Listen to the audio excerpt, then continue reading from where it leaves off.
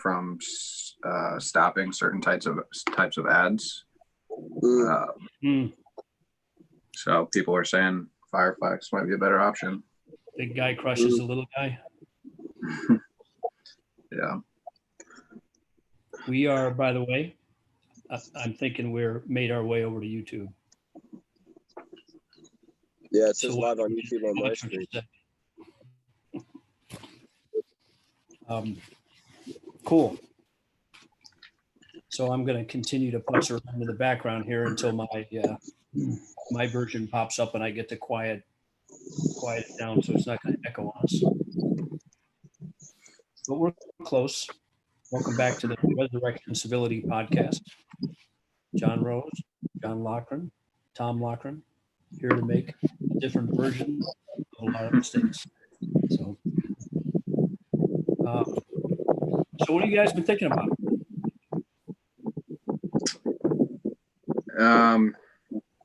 So I looked at the abortion decision. I spent a little time getting a closer look at that. And I found that super interesting because there was already a case on this, basically. It was almost the exact same case happened in Texas. Sorry, guys. Oh, good. We're good again. Roll with it. Yeah, super interesting. Yeah, so the almost exact same case happened in 2016, and the Supreme Court made the decision the same way that they made this decision. And Chief Justice Roberts actually voted the opposite way that time around. And so this time around, he is the vote that gives it the 5-4 win in favor. And he still maintained his dissent. He just upheld the ruling because of precedents, which I thought was super interesting how he could come to that conclusion, but none of the other dissenting justices would have come to that same conclusion. And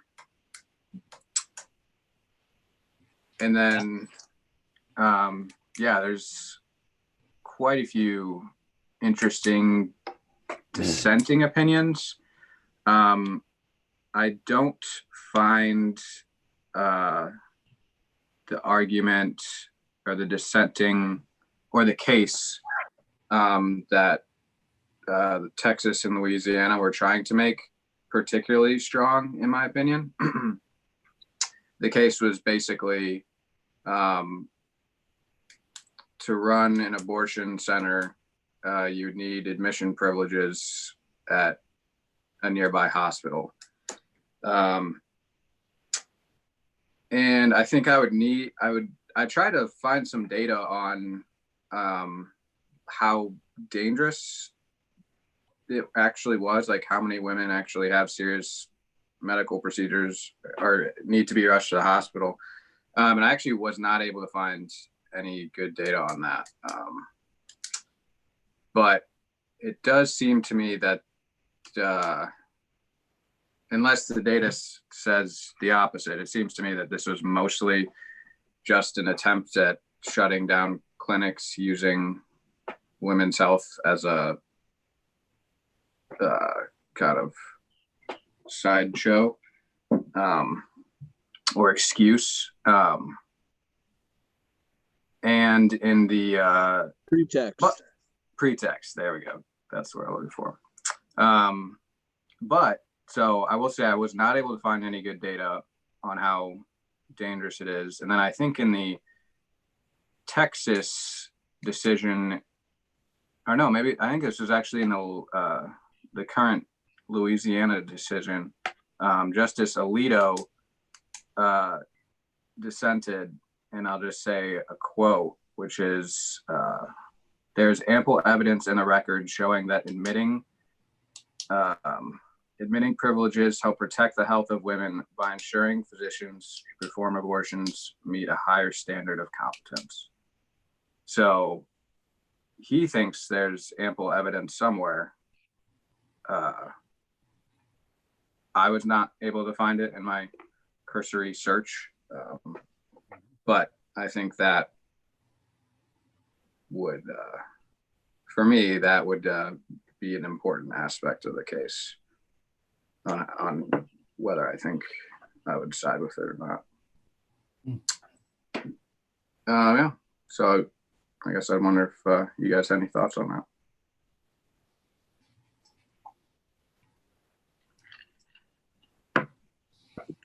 I haven't looked much into the Supreme Court stuff. So what I'll just say my thoughts on what you said though. It seems like because it seems like the two justices you just talked about were doing two different things, where Roberts was trying to make sense of the law based on precedent and based his ruling based on how the law fit into the jurisprudence of the court previously. And so that's one way of looking at sort of the role of the court. And then the other justice, Alito, they were making some sort of law on whether or not some sort of ruling based on whether or not the law made sense in terms of like what people ought to want, which seems more legislative than judicial. Yeah, I mean, and actually, I mean, this has happened twice, and I don't know exactly how the procedure works. I don't know if for the majority decision, there's only one majority, but I think for dissent, anyone can write their own dissent. I'm not just sure if it's the same for the majority decision as well. But it seemed like there was quite a few different lines of reasoning in the dissenting opinions. I think another justice was talking about basically this should be left up to the states more so. So yeah, you're right. I mean, they each had their own reasoning, but which it seems like a stronger dissent to me would be one that they all agree on. But again, maybe they do support each other's points in their actual dissent. I was not able to read all of them, so. John, I got a question for you, for JP, just what you think about this.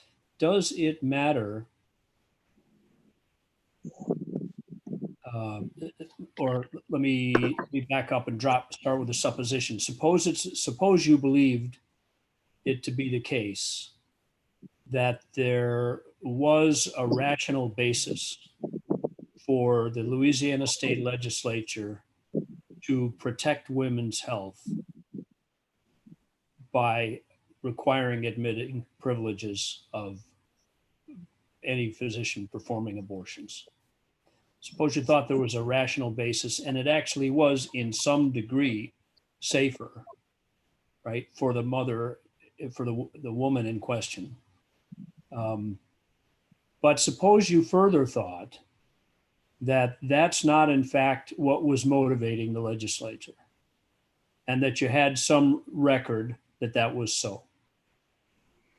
As a matter of fact, suppose you had, and I'm completely going to make this up as to the facts of this case, but I'm going to apply it to the case. So maybe I should put like a caution flag up and hold it up here on YouTube in case somebody comes in the middle, right? So I'm not talking about the actual case, but suppose evidence like the following popped up. That a group of legislators got together, said, how do we make abortion illegal in our state? How can we approach the Supreme Court in such a way as to get fundamental decisions overturned? And how can we craft legislation so that it challenges that legislation, existing precedent, so that it had to be decided on the basis of existing precedent which we think the current majority would like to overrule.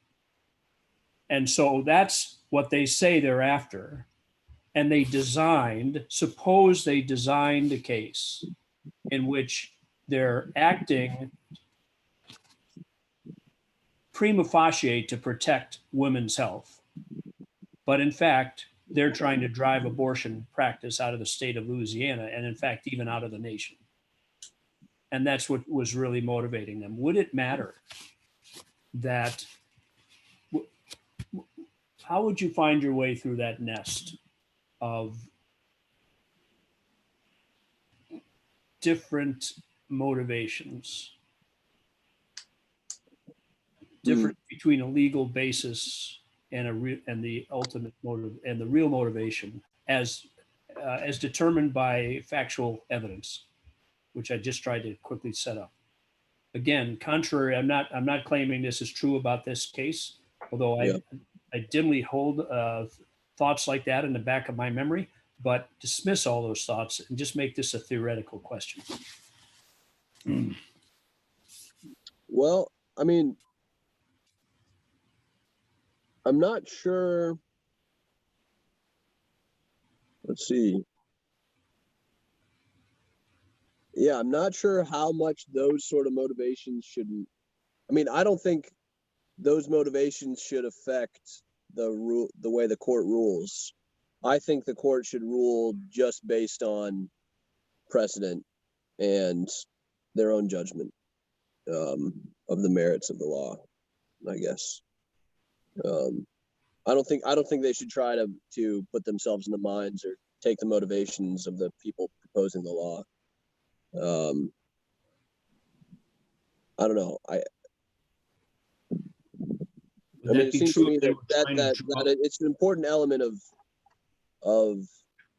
making sure your laws make sense is having people come up with counter examples as to why the current situation is a bad idea. And so regardless of whether or not they're, clearly, it seems obvious that these legislatures are motivated to get abortion out of their state. I mean, it's clearly what's happening. I mean, I don't think anyone's pretending that that's not what's happening. Okay. But you don't find that a relevant consideration. And I guess we don't have that great a purchase on the law here. So we're just sort of wondering what the law ought to be, or moral considerations, perhaps. Yeah. I mean, I think sure, their reasoning might be the reason for proposing the law might be motivated, but if it still makes sense if it's a legitimate problem with the way that, I don't know if it, I don't know. It seems to me it's just like proposing not annoying counterexamples for someone's argument, for the effort of disproving them. I think that's a valuable tool. Yeah. What do you think, John Rose? Yeah, I kind of was asking myself a bit of a similar question when I was thinking about this, which is, if I do believe that they're basically pursuing this law under an entirely false pretense, and if I think that's wrong, what is the correct way for the pro-life advocates to actually move forward? Since any other way they attack it will kind of just run into previous cases and precedents. So it seems like they almost have to attack it in this roundabout way.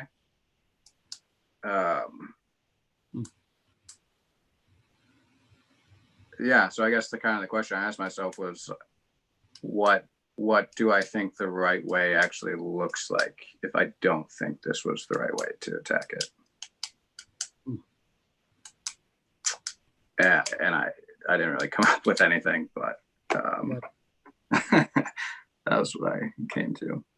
Maybe the legislators, maybe the legislators in New Orleans and Louisiana didn't either. Yeah. I mean, I don't know. Yeah. Is there anything intrinsically wrong with picking an argument, with picking a fight on a certain basis, when the real reasons are something else and you're just not inclined? Do you have an obligation to say what your real reasons are?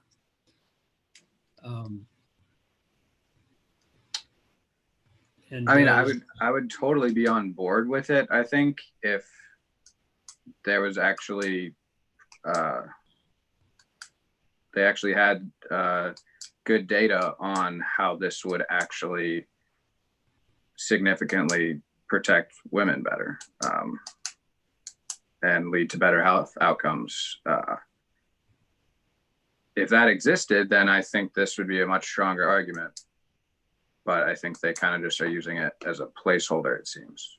Maybe not, but. Yeah. Yeah. So yeah, I mean, I do agree with it. Suppose I wanted to fire you, John Rose, because you were black, and I don't like people who are black working in our company for whatever reason. I don't enjoy working around you. I think my customers don't enjoy working around you. I'd rather not be around you and have you around my customers. And I can't get away with firing you for that reason. But I can do my very best to find some rational basis somewhere, say for a dress code violation, which you on occasion, for whatever reason, right, run up against. And I change our dress code I change our dress code precisely to get rid of you. And yet there is a rational basis for the dress code. And so I defend my actions when you come against me with a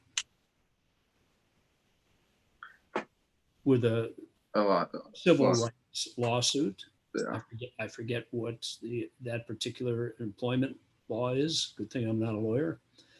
But what I'm actually doing is getting rid of you. The responsibility of my lawyers to prove that you changed that law specifically to target me. And if I did, and they did prove it, would that matter to you? Suppose they did do it precisely to get rid of you. Nonetheless, they found a way to do it, which was not illegal. Or that's the question, right?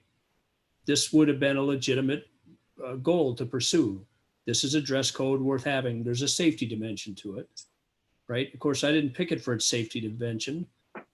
I picked it to get rid of you. Yeah. So, I mean, that certainly matters. That's how you'd win the lawsuit. Why would you win in that case, but not in this case? When what we want to do is get rid of abortionists, and we go around and we find a law and we put a law in place to try to get rid of abortionists because they won't be admitted to local hospitals. I'm presuming that they can't get admitting privileges because of the politics around, local community hospitals, et cetera. I don't actually know. I've never looked into that. I always sort of assume that that's how. That's my impression. Yep. So in a certain sense, I'm picking the law. I'm setting the law in order precisely to get rid of you, abortionists, because I don't want abortion in our state. And in that sense, I am actually trying to deprive women of things that they want, that the Constitution seems to say they have a right to, as interpreted by the Supreme Court. Right? Maybe you think wrongly interpreted, but still nonetheless interpreted over a reasonably rich set of standards. I mean, maybe I think I should be able to fire anybody I want to, right? For any darn reason. After all, it's an at-will state. And I just don't will to have people like you working for me. I mean, it seems to me that this is just the nature of the game in passing laws. I mean, I feel like people make this same, like when Roe v. Wade was passed, I have it in my head that it was some sort of really particular case that abortion rights activists decided to try and pursue for the same reason. It was it didn't come they didn't come at the issue directly either. I just don't think people come at issues very directly in terms of how laws are made. I think that might be true, but do you want thereby to let people come at it just any way they want, even when they're found out in the public record, as I might be in that civil rights case I just concocted?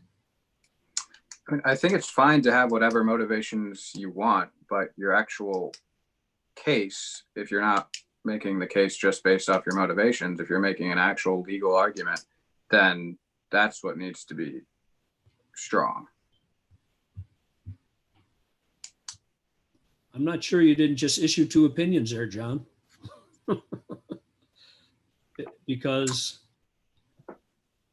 I thought you were sort of, I thought you thought that my intentional selection of a dress code designed to get rid of you and for no other reason, even though there is another reason out there to have it. Right? I mean, I don't think that would be a particularly strong case. I'm sorry? I don't think that'd be a particularly strong case. I think dress code,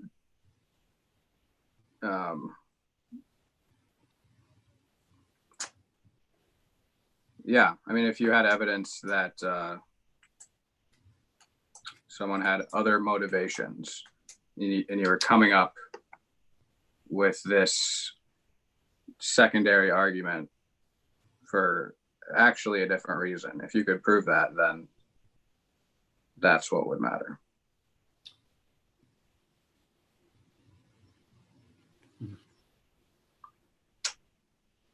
Well, it's a tough question.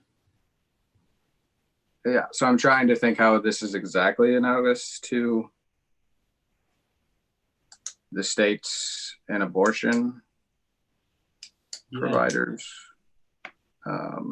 Well, I'm trying to draw an analogy, and I could use as we use A is to B as C is to D, that form, right? And mathematical reasoning. I'm trying to do that here. I'm trying to say that my trumping up a dress code and putting it into place precisely to eliminate your employment with me, right, is to that employment action as my trumping up a women's health concern, right, and putting that law into place is to getting rid of abortion in my state, just like getting rid of you from my employ. And in both cases, I'm trumping up the law. I'm imagining, again, not saying that this applies in Louisiana. How would I know, right? That's you can't just read an article or two and think that that's the case. But if it were the case, would it be like that civil rights case? And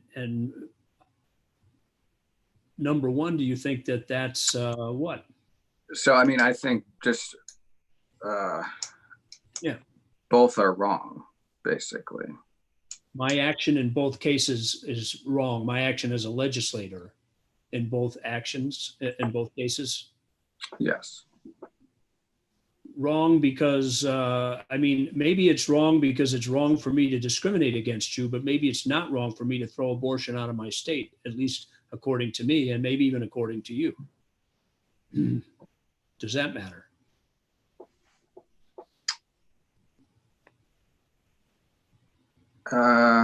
Yeah, I mean, so does the motivation matter? Yeah, I mean, the motivation matters if it's a particularly evil motivation or not, I guess.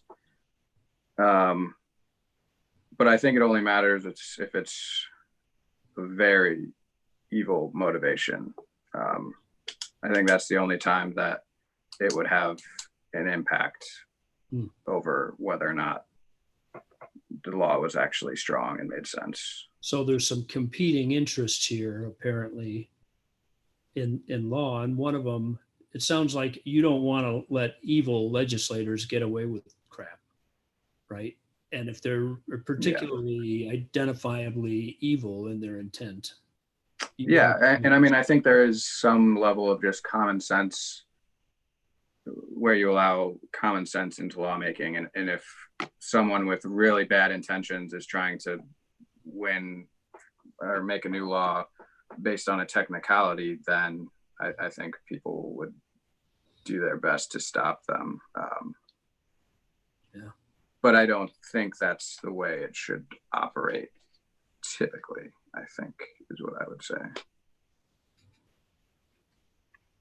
I think it should be much more based on the facts of the case rather than what you think someone's intentions are. Is that because intentions are hard to prove, or intentions just don't matter as much? Or intentions can be overweighed by other considerations, even if you could know what they are? I think both. Yeah. But I mean, a significant stumbling block is intentions are hard to prove, I think. But yeah, both and.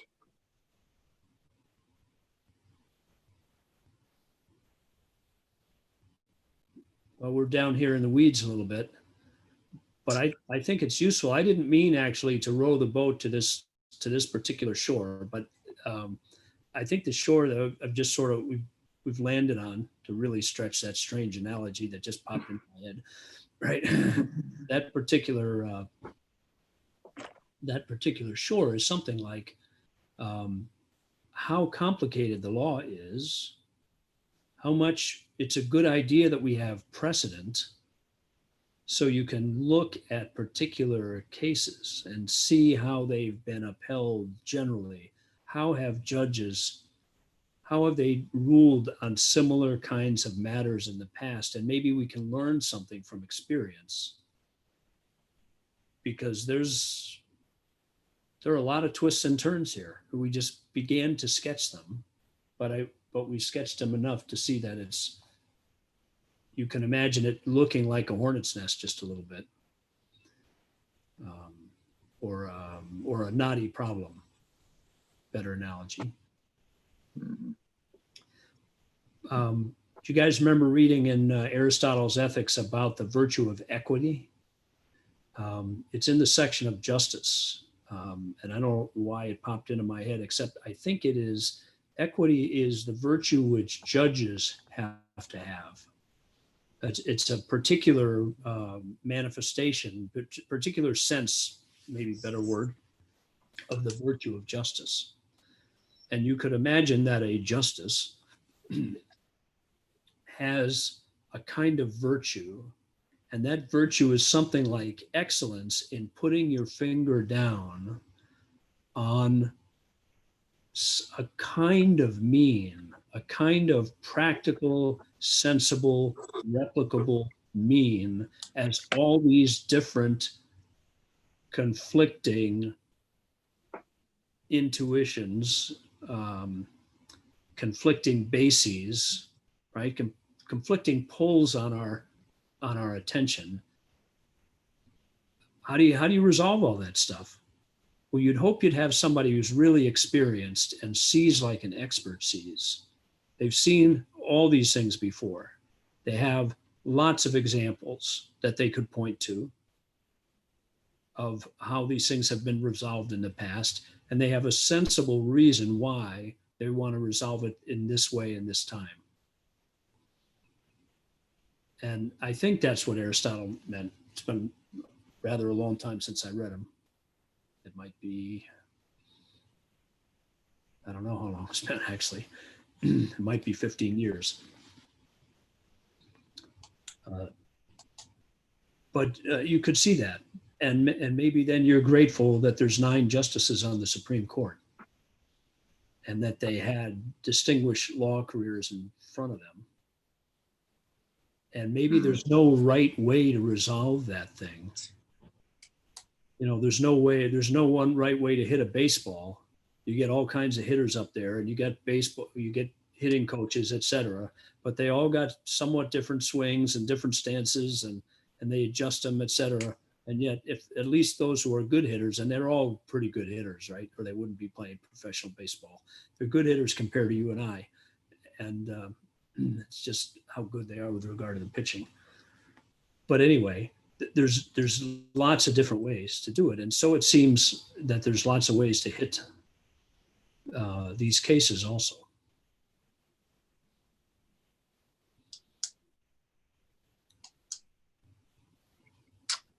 Yeah, it's interesting. I don't know. I didn't read the entirety of the majority opinion, but it would be interesting to see if they attacked the case at all as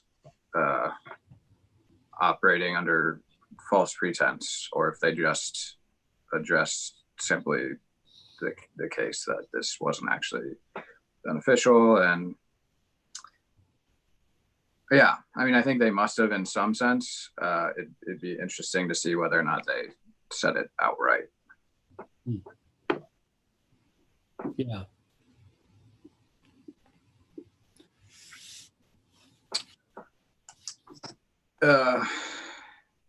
Okay.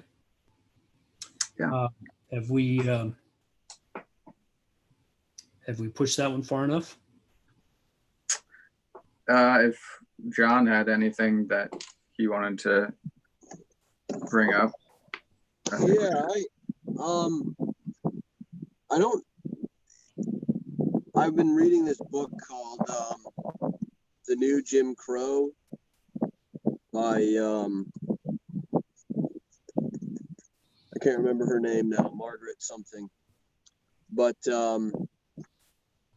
she just got, in the part of the book I was listening to today, she just got done basically reviewing how the war on drugs got started and how it basically progressed through basically Nixon, and then Reagan really got it going in earnest, and then Clinton. But there are some pretty incredible decisions made by the Supreme Court with regards to search and seizure laws. That, I mean, part of it could just be the way she was presenting them in the book, but they're just these, it seems like just astonishing levels of just missing the point of the Constitution based on what I read. Just the amount, like with the civil forfeiture rules and then the stop and seizure rules,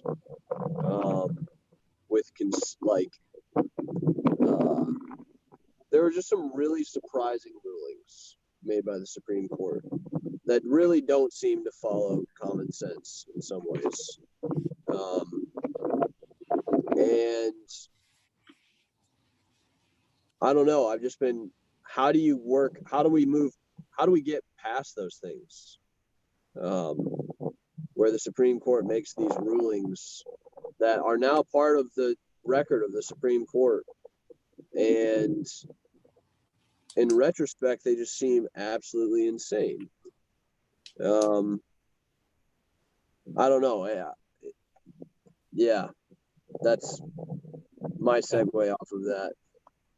I really don't know if there's any clear cases. Yeah, I love it. So I wonder if I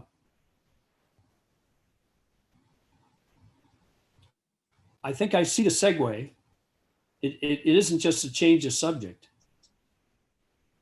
Or I don't know if you meant it to be, but it doesn't look like it to me. It looks to me, I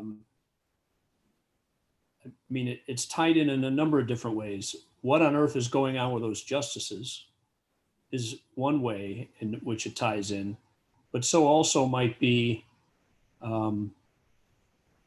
what we're doing with law, and the gymnastics that we can seem to tolerate in our ranks, the mental gymnastics to justify what we're doing with law. Kind of like my little discrimination, my little workplace dress code discrimination case. Yeah. I mean, it's exactly that. I mean, it seemed to be exactly like that, just sort of gymnastics to basically facilitate the drug war. That just did not make much sense. And we're just, they found some way to rationalize, this clearly unethical behavior on the part of policing. That is like exactly what the Fourth Amendment was about preventing. Do you have random stop and searches? It's like there's some ruling about how basically it's okay to search people if they give consent, which on its face makes sense. If a police officer stops you and then asks to see your like identification and stuff, and then asks if they can search you, that some of these rulings were like, yes, that's fine, which kind of makes sense. Any reasonable person would know that they can just refuse to be searched by a police officer. So that's one element of it. But then it's like someone's never been pulled over, right? Right. I mean, then there's like 14-year-old kids who are being treated this way, and it's like a 14-year-old's gonna say no to a police officer.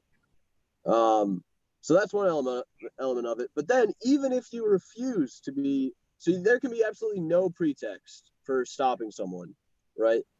They stop you and they ask to search you, you say no, and then they can be like, okay, well, we're going to get some drug sniffing dogs over here, and that doesn't count as actually searching you because the dogs are just going near you. And so the dogs now they have probable cause. Now they have a pretext for searching you because the drug sniffing dogs pick something up, even though that doesn't actually count as searching you.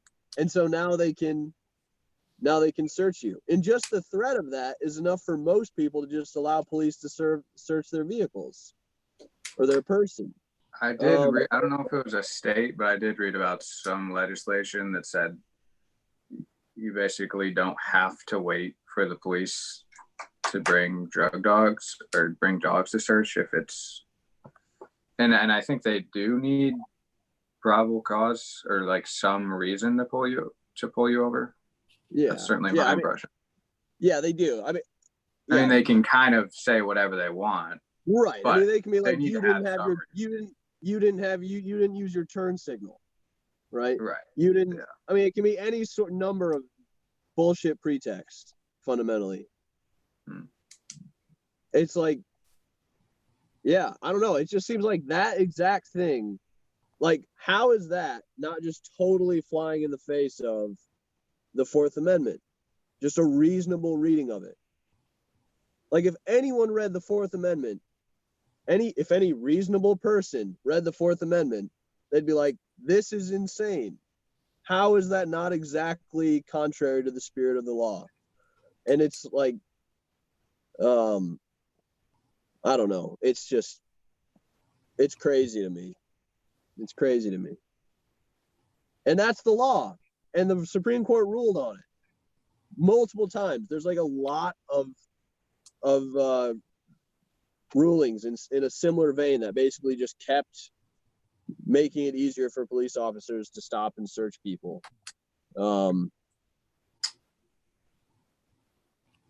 And it's like, well, if you didn't commit a crime, you have nothing to worry about. That's not the point. It's like, I don't know. It's crazy. Right. Yeah, that, and then all the civil forfeiture laws. Just another thing that it's just like, how is this okay? It could be an incorrect application of like something that they thought would be a common sense law. Like they thought that police will typically only use this to go after really bad guys, and we've had horrible people get away on these like tiny technicalities. Like we know this dude has a bunch of illegal stuff in his car and we just can't catch him, so he keeps getting away because we don't have the right to. And so they thought they might have been thinking like using that common sense thing, like we don't want these bad guys to get away on a technicality, and then after it piles up for a long time, you can end up with these insanely inappropriate procedures by the police. And then also, I mean, not all cops are going to use it in a good way or even the right way. And even if they were attempting to, they'll make mistakes. But yeah, I don't know. I was trying to. I'm with you.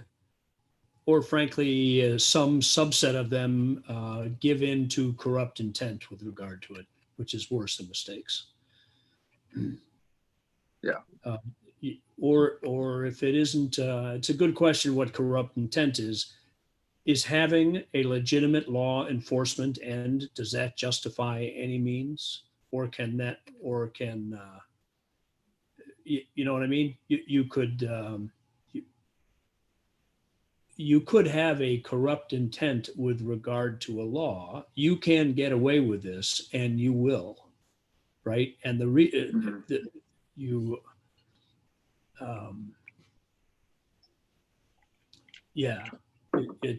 it may be protected by the Fourth Amendment, but there are more important stakes here, somebody might think, and I could get away with it, and so I'm going to. Right now, I don't know if you call that corrupt intent at all. It's obviously corrupt intent if you're getting away with search and seizure so you can pocket the drugs. That's a different deal, right? I mean, that's utter corruption, police corruption.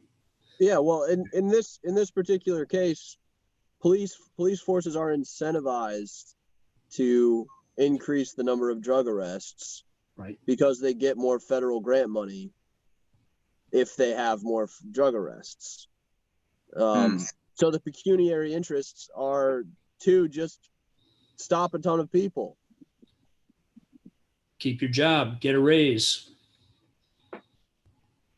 That, yeah. And he's the boss. When you combine that with the civil forfeiture laws, like where finders keepers or whatever the hell you call it, like if they make a drug bust and someone has a ton of money, they get to keep the money. Is this the RICO statutes? Or is that a different thing? The Racketeering Influence Corrupt Organization Act, which I thought enabled them to, for example, seize all the assets of big drug runners. Yes, that's it. That may be a higher level of play than there may be something else at a lower level. Yeah, I think civil forfeiture applies at a much lower level than that. Yeah. Okay. Yeah, but they were talking like she brought up this one case. So there was a civil forfeiture. There was a reform on that ruling back in the 90s or something, and it came on the back of a few pretty high-profile mistakes. One was there was a sting operation, a no-knock raid on this dude, this sort of recluse millionaire who lived out in Malibu, California. I forget the guy's name. And really wealthy, had like a big mansion and everything out there. And anyway, they do this no-knock raid and they shoot this guy. And on the pretext of trying to find marijuana plants on his property, they proceed to find nothing on his property, no drug paraphernalia, no plants, kill the guy. And it came out later that the the group did it because they wanted to seize his property. They wanted to seize his assets. The police force did. And it's just like, and that's just a large scale one, right? And that's the sort of thing that gets national attention. But what if they were pretty sure he was breaking the law, some other law, and that was the only way they could get him? Yeah, I don't know. Would that be a legitimate law enforcement move? I don't know. This whole, yeah, I'm inclined to say the answer is no. It's not. Yeah. No. Yeah. And because I think that the ends don't justify the means, but I think we are, those are just bumper sticker moral turns, right? Oh, the ends don't justify the means. Yeah. Well, according to whom? And what on earth does? Yeah. I was using that as an example to show that the incentives are totally wrong. Yes. Right. I mean, just to sort of double down on the corruption point that you're talking about. Yeah. Where it's like, yes, they are trying to, like, the incentive to enforce the law isn't to enforce the law, it's to make money. Right. Which is, yeah. Although you could imagine a crusader, a law and order crusading sheriff going after somebody who has reasonable grounds for thinking is a bad guy and going after his property in that way. Yeah. Because his department needs the money to enforce the law.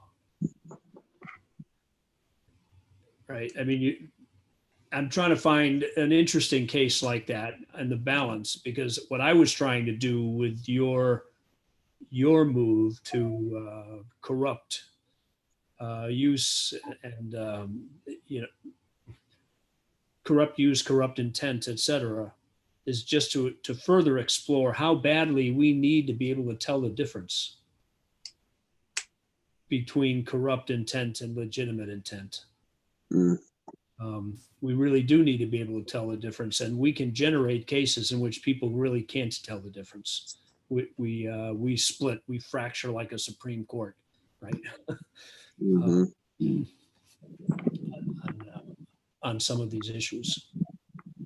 Anyway, my pet.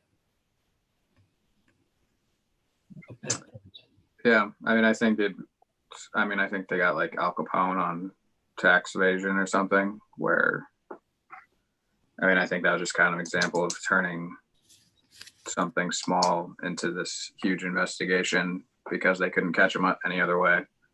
Yeah. Well, that, it's a little different because they actually caught him on something, but right. It is. I mean, and then just add to that fictitiously, just planting a little evidence. You know what I mean? I mean, why not plant a little evidence? He does unbelievably worse things. Yeah, these are. I don't actually think you should plant evidence, but I do think it's important that we understand why. What are the social goods that we're preserving when we act? So when we say, no, you ought not to plant evidence, no, you ought not to raid somebody's stuff on a pretext so that you can get his property. I mean, that sounds a lot to me like what the legislator is doing actually when they put a rule in place, which is designed to circumvent constitutionally protected means. And it is an exercise of occult force. It's hidden force, or maybe not so hidden. It's force you can get away with. It might be hidden. It's easier sometimes if you can hide the force. But it seems to me that that's what happens a lot. And that's no way to treat your fellow citizens, even when you think they're wrong.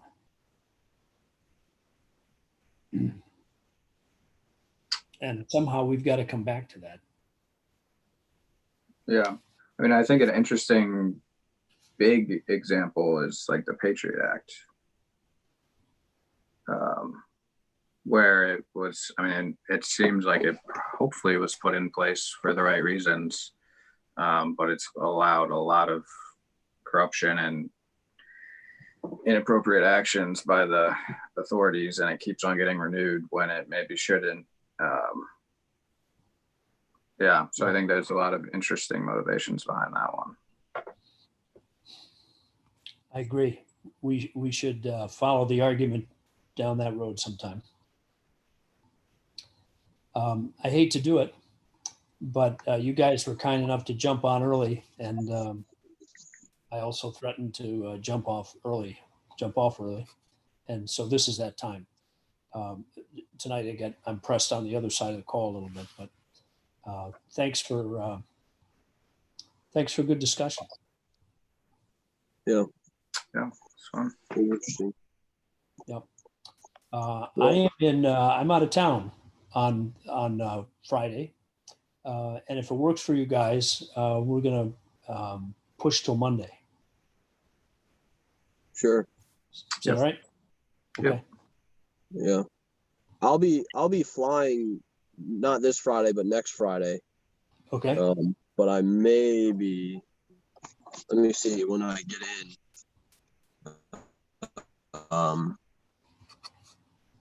And I get in at 6:45 in the midway, so I don't know.